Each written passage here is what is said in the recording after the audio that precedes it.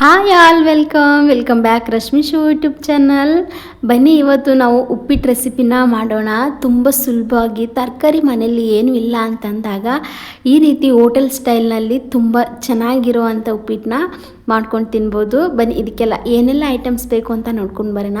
First ಒಂದು ಪ್ಯಾನ್ನ ಬಿಸಿ ಆಗೋದಕ್ಕೆ ಇಟ್ಟು 3-4 ಟೇಬಲ್ ಸ್ಪೂನ್ ಆಗೋಷ್ಟು ಕುಕ್ಕಿಂಗ್ ಆಯಿಲ್ನ ಹಾಕ್ಕೊಳ್ತಾ ಇದ್ದೀನಿ. ಕುಕ್ಕಿಂಗ್ ಆಯಿಲ್ ಬಿಸಿ ಆಗಿದ ತಕ್ಷಣ ಒಂದು 1/4 ಟೇಬಲ್ ಸ್ಪೂನು ಸಾಸಿವೆ ಮತ್ತು 1 ಸ್ಪೂನ್ ಆಗೋಷ್ಟು ಕಡಲೆಬೇಳೆನ ಹಾಕ್ಕೊಂಡು ಚೆನ್ನಾಗಿ ಫ್ರೈ ಮಾಡ್ಕೊಳ್ಳೋಣ. ಗೋಲ್ಡನ್ ಬ್ರೌನ್ ಬಂದರೆ ಸಾಕಾಗತ್ತೆ.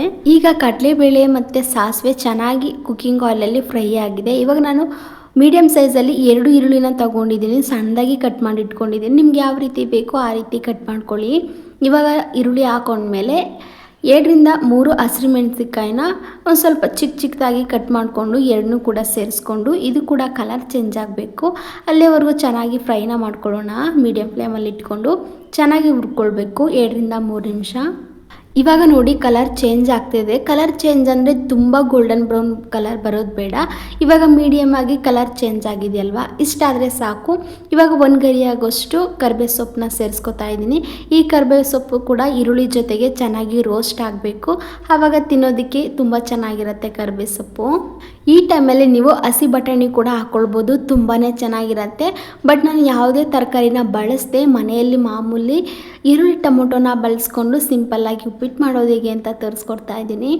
ತುಂಬಾ ರುಚಿಯಾಗಿರುತ್ತೆ, ಒಂದ್ಸಲ ಟ್ರೈ ಮಾಡಿ. ಹಾಗೆ ಏನಾದರೂ ತರಕಾರಿ ಇಲ್ಲ ಅಂದಾಗ ಉಪ್ಪಿಟ್ಟು ತಿನ್ನಬೇಕು ಅಂತ ಅನಿಸಿದ್ರೆ ಈ ರೀತಿ ಮನೆಯಲ್ಲಿ ಇರುವಂಥ ಟೊಮೊಟೊ, ಈರುಳ್ಳಿ, ಹಸಿರುಮೆಣಸಿಗೆ, ಕರಿಬೇವು ಸೊಪ್ಪನ್ನ ಬಳಸ್ಕೊಂಡು ತುಂಬ ಸಿಂಪಲ್ಲಾಗಿ ಕ್ವಿಕ್ಕಾಗಿ ಒಂದು 5-10 ನಿಮಿಷ ಟೈಮ್ ಇದ್ದರೆ ಸಾಕು, ತುಂಬ ಈಸಿಯಾಗಿ ಮಾಡ್ಕೊಳ್ಬೋದು. ಒಂದು ಚಿಟಿಕೆ ಅಷ್ಟು ಆಗೋಷ್ಟು ಅರಿಶಿನ ಸೇರಿಸ್ಕೊತಾ ಇದ್ದೀನಿ. ಕಲರಿಗೆ ಅಷ್ಟೇ ನಾನು ಸೇರಿಸ್ಕೊಂಡಿದ್ದೀನಿ, ಬೇಡ ಅಂತಂದರೆ ಸ್ಕಿಪ್ ಮಾಡ್ಕೊಳ್ಳಿ. ಆ ಟೀ ಕುಡಿಯೋ ಲೋಟದಲ್ಲಿ 1 ಗ್ಲಾಸ್ ಆಗೋಷ್ಟು ಅಂದರೆ ಮೀಡಿಯಮ್ ರವೆ, ಉಪ್ಪಿಟ್ಟು ರವೆನ ತಗೊಂಡಿದ್ದೀನಿ. ಅಂದರೆ ಬನ್ಸೆ ರವೆನೂ ಅಲ್ಲ, ತುಂಬ ಸಣ್ಣ ರವೆನೂ ಅಲ್ಲ, ಮೀಡಿಯಮ್ ಸೈಜಲ್ಲಿರೋ ರವೆನ ತಗೊಂಡಿದ್ದೀನಿ. ಈ ರವೆನ ನಾನು ಫಸ್ಟಾಗಿ ಯಾವುದೇ ರೀತಿ ಹುರ್ಕೊಂಡಿಲ್ಲ, ನೋಡ್ತಾ ಇರ್ಬೋದು. ಡೈರೆಕ್ಟು ಪ್ಯಾನ್ಗೆ ಹಾಕ್ಕೊಂಡು ಚೆನ್ನಾಗಿ ಫ್ರೈನ ಮಾಡ್ಕೊಳ್ತಾ ಇದ್ದೀನಿ.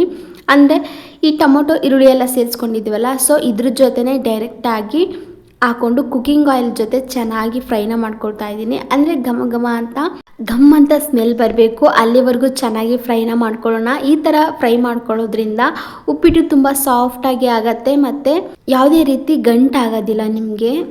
ಈ ರವೆನ ಸೇರಿಸ್ಕೊಂಡ್ಮೇಲೆ ಮೀಡಿಯಮ್ ಫ್ಲೇಮಲ್ಲಿ ಇಟ್ಕೊಂಡು ಅಥವಾ ಸಿಮ್ಮಲ್ಲಿ ಇಟ್ಕೊಂಡು 5-8 ನಿಮಿಷ ಕೈ ಬಿಡ್ದೇ ಚೆನ್ನಾಗಿ ಫ್ರೈನ ಮಾಡ್ಕೊಳ್ಳೋಣ. ಮಿಕ್ಸ್ನ ಮಾಡ್ಕೊಳ್ಬೇಕು. ನೋಡ್ತಾ ಇರ್ಬೋದು, ಈಗ ಕರಿಬೇವು ಸೊಪ್ಪು, ಈರುಳ್ಳಿ, ಟೊಮೊಟೊ, ಹಸಿರುಮೆಣಸಿಕಾಯಿ ಎಲ್ಲ ಇದಕ್ಕೆ ಹೊಂದ್ಕೊಂಡಿದೆ. ಇಲ್ಲಿವರೆಗೂ ಫ್ರೈನ ಮಾಡಿಕೊಂಡು ನೋಡಿ, ಇವಾಗ ನನಗೆ ಸಾಕು. ಕಲರ್ ಚೇಂಜ್ ಆಗಿದೆ ರವೆ. ಈ ಟೈಮಲ್ಲಿ ನಾನು ಕೊತ್ತಂಬರಿ ಸೊಪ್ಪನ್ನ ಸಣ್ಣದಾಗಿ ಹಚ್ಚಿಟ್ಕೊಂಡು ಸೇರಿಸ್ಕೊತಾ ಇದ್ದೀನಿ. ಕೊತ್ತಂಬರಿ ಸೊಪ್ಪನ್ನು ಈ ಥರ ಮಧ್ಯದಲ್ಲಿ ಸೇರಿಸ್ಕೊಳ್ಳೋದ್ರಿಂದ ಯಾವುದೇ ರೀತಿಯ ಹಸಿ ಸ್ಮೆಲ್ ಬರೋದಿಲ್ಲ ಮತ್ತು ತಿನ್ನೋದಕ್ಕೂ ಕೂಡ ತುಂಬಾ ಟೇಸ್ಟಾಗಿರುತ್ತೆ. ಇವಾಗ ನಾನು ರುಚಿಗೆ ತಕ್ಕಷ್ಟು ಉಪ್ಪು ಈ ಟೈಮಲ್ಲೇ ಸೇರಿಸ್ಕೊತಾ ಇದ್ದೀನಿ.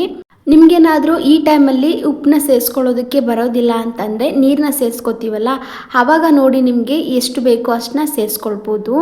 ನಾನು 1 ಲೋಟ ರವೆನ ಸೇರಿಸ್ಕೊಂಡಿರೋದ್ರಿಂದ 3 ಲೋಟ ಆಗೋಷ್ಟು, ಅಂದರೆ ಡಬಲ್ 2-3 ಲೋಟ ಆಗೋಷ್ಟು ಬಿಸಿ ನೀರನ್ನ ಚೆನ್ನಾಗಿ ಕಾಯಿಸಿಟ್ಕೊಂಡು ಪಕ್ಕದಲ್ಲಿ ಇದಕ್ಕೆ ಸೇರಿಸ್ಕೊತಾ ಇದ್ದೀನಿ. ಬಿಸಿನೀರನ್ನ ಸೇರಿಸ್ಕೊಳ್ಳೋದ್ರಿಂದ ರವೆ ತುಂಬ ಸಾಫ್ಟಾಗಿ ಬೇಯುತ್ತೆ. ಸೊ ಹಾಗಾಗಿ ನಾನು ಬಿಸಿನೀರನ್ನ ಸೇರಿಸ್ಕೊತಾ ಇದ್ದೀನಿ. ಆದಷ್ಟು ನೀವು ಬಿಸಿನೀರನ್ನೇ ಸೇರಿಸ್ಕೊಳ್ಳಿ, ತಣ್ಣೀರನ್ನ ಹಾಕ್ಕೊಳ್ಬೇಡಿ. ಈಗ ಬಿಸಿನೀರು ಹಾಕ್ಕೊಂಡಿರೋದ್ರಿಂದ ರವೆ ಯಾವುದೇ ರೀತಿ ಗಂಟಾಗಲ್ಲ. ಸೊ ಹಾಗಾಗಿ ನಾನು ಸಿಮ್ಮಲ್ಲಿ ಇಟ್ಕೊಂಡು ನಿಧಾನಕ್ಕೆ ಮಿಕ್ಸ್ನ ಮಾಡ್ಕೊಳ್ತಾ ಇದ್ದೀನಿ. ನೀರು ರವೆಗೆಲ್ಲ ಹೊಂದ್ಕೊಳ್ಬೇಕು, ಅಲ್ಲಿವರೆಗೂ 2-3 ನಿಮಿಷ ಈ ಥರ ಮಿಕ್ಸ್ನ ಮಾಡಿಕೊಂಡ್ರೆ ಸಾಕಾಗತ್ತೆ. ನೋಡ್ತಾ ಇರ್ಬೋದು ಯಾವ ರೀತಿ ಗಟ್ಟಿ ಆಗ್ತಾ ಇದೆ ಅಂತ. ನನಗೆ ಸಾಫ್ಟಾಗಿ ಬೇಕಾಗಿರೋದ್ರಿಂದ ಸ್ವಲ್ಪ ನೀರನ್ನ ಜಾಸ್ತಿನೇ ಹಾಕ್ಕೊಂಡಿದ್ದೀನಿ.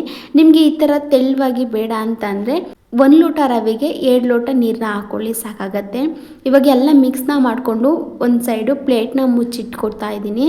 ಒಂದು 2 ನಿಮಿಷ ಚೆನ್ನಾಗಿ ಬೇಯಿಸ್ಕೊಂಡ್ಮೇಲೆ ನೋಡಿ, ಪ್ಲೇಟ್ನ ಓಪನ್ ಮಾಡಿದ್ಮೇಲೆ ಯಾವ ರೀತಿ ಉಪ್ಪಿಟ್ಟು ರೆಡಿ ಆಗಿದೆ ಅಂತ. ತುಂಬಾ ಟೇಸ್ಟಾಗಿರುತ್ತೆ. ಬನ್ನಿ ಇವಾಗ ಸರ್ವಿಂಗ್ ಮಾಡ್ಕೊಳ್ಳೋಣ. ನೋಡಿ, ಇವಾಗ ನೋಡ್ತಿದ್ರೇ ಎಷ್ಟು ಸಾಫ್ಟ್ ಆಗಿದೆ ಅಂತ ಗೊತ್ತಾಗ್ತಾ ಇದೆ ಅಲ್ವಾ. ಸೊ ಈ ರೆಸಿಪಿ ಇಷ್ಟ ಆದರೆ ನಮ್ಮ ಚಾನಲ್ನ ಸಬ್ಸ್ಕ್ರೈಬ್ ಮಾಡಿಕೊಂಡು ಈ ರೆಸಿಪಿಗೆ ಒಂದು ಲೈಕ್ ಕೊಡೋದನ್ನು ಮರಿಬೇಡಿ. ಹಾಗೆ ಆಲ್ ನೋಟಿಫಿಕೇಷನ್ ಆನ್ ಮಾಡ್ಕೊಳ್ಳಿ. Thanks for watching.